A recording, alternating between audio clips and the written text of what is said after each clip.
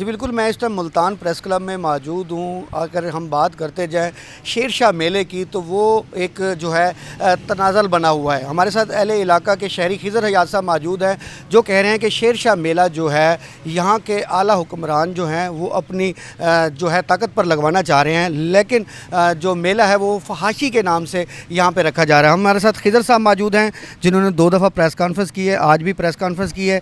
क्या कहेंगे जी, क्या मौक़िफ़ है और हुकूमत की जानिब से क्या मौक़िफ़ है? हुकूमत मौक़िफ़ है जी, मैंने मरीम नवाज़ और RPO साहब, एडिशनल IG को और SP कैंट को, DSP को, सब को दरख्वास्तें दी हुई हैं।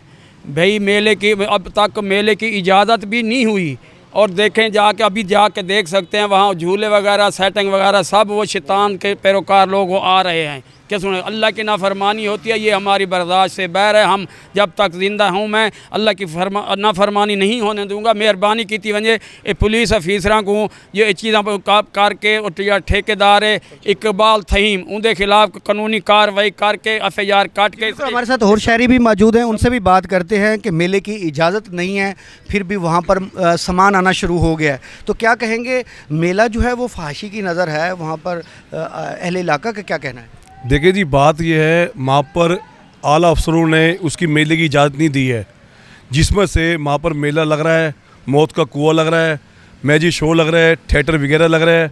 अभी तक कोई किसी किस्म की इजाज़त नहीं हुई है।